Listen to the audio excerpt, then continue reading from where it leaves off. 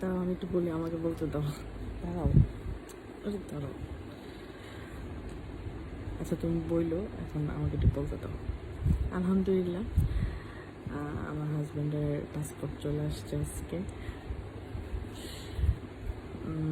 আমাদের স্বপ্ন সত্যি হতে যাচ্ছে। আপনারা অনেকে বলতে পারেন যে এটা এরকম ঢাকা কেন, নিউ তো তো এই কারণে আমি হাত দিয়ে ধরছি না, একটু ময়লা টলা রাখতে পারে, তো এই কারণে আর কি। যাই হোক, পাসপোর্ট চলে আসছে এখন। অনেকেই ভাবছেন হয়তো দুষ্টুমি করতেছি, না আমরা আসলে দুষ্টুমি করতেছিলাম না। সে চলে যাবে।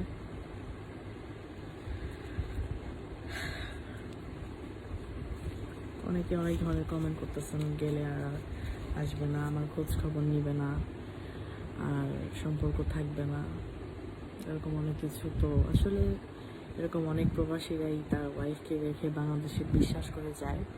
অনেকে এসে পায়, অনেকে আর পায় না। তো যারা পায় না তাদের একরকম কাতার, আর যাদেরকে এসে পাওয়া যায় তার কাতার আরেক রকম। আচ্ছা, আমি পাসপোর্টটা রেখে দিচ্ছি, আপনাদেরকে দেখানোর ইচ্ছা ছিল, দেখালাম, তো এটা নিয়ে আর করবো না। আর অনেক হাজব্যান্ডে যে আর খোঁজ নেয় না, তাদের কাতারটাও আলাদা। তো আসলে আমি যতটুকু জানি, আমার হাজব্যান্ড আমাকে অনেক ভালোবাসে, অনেক সম্মান করে, অনেক স্নেহ করে। সে আমাকে ছাড়া এক মুহূর্ত কোনো দিন থাকতে পারবে না। সে যদি সুস্থ থাকে, সুস্থ অবস্থায় সে কখনোই আমাকে ভুলতে পারবে না, আমাকে ছাড়া সে কখনোই থাকতে পারবে না, সে এক মুহূর্তের জন্য আমাকে ভুলতে পারবে না। আল্লাহ, বাকিটা আল্লাহর ইচ্ছা। তো আপনারা অনেকে অনেক ধরনের মন্তব্য করছেন, করতেই পারেন, কারণ অনেক কিছু হয় বাংলাদেশে, অনেক কিছু আমরা দেখি। তো সব কিছু মিলিয়ে হয়তো বা আপনাদের কাছে মনে হয় যে আমার হাজব্যান্ড যে আমাকে আর নিবে না, খোঁজ দিবে না, এরকম কিছু না। সে যাবে ইনশাল্লাহ। আমার ভাগ্যে থাকলে আমিও যাব, আর ভাগ্যে না থাকলে সে যাবে, অন্যান্য প্রবাসীদের মতো আসবে, সমস্যা নেই।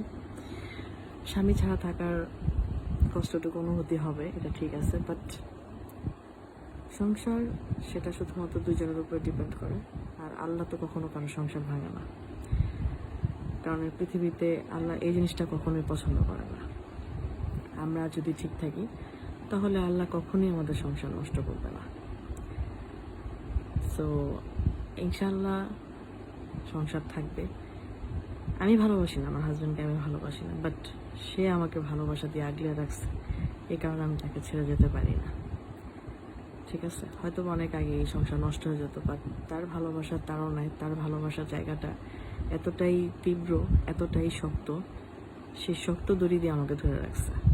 আমি তাকে কখনো ভালোবেসে বিয়ে করিনি, সে আমাকে ভালোবাসে, সে আমাকে ভালোবেসে বিয়ে করছে, বাট আমি তাকে ভালোবেসে বিয়ে করিনি। হ্যাঁ, কিন্তু তারপরেও সংসারটা আছে, তার ভালোবাসার জায়গাটা অনেক কঠিন, সেই কারণে। এই আর কি। ধন্যবাদ সবাইকে, আর দোয়া করবেন। এখন পাসপোর্ট চলে আসছে, ইনশাল্লাহ রিসেন্ট ভিসা চলে আসবে, তারপর সে তো যাওয়ার সময় হয়ে যাবে। অবশ্যই সব কিছু একটু একটু করে দেখতে পারবেন, আমরা তো সব কিছুই দেখাই, সবই দেখতে পারবেন। ইনশাল্লাহ দোয়া করবেন আমাদের জন্য।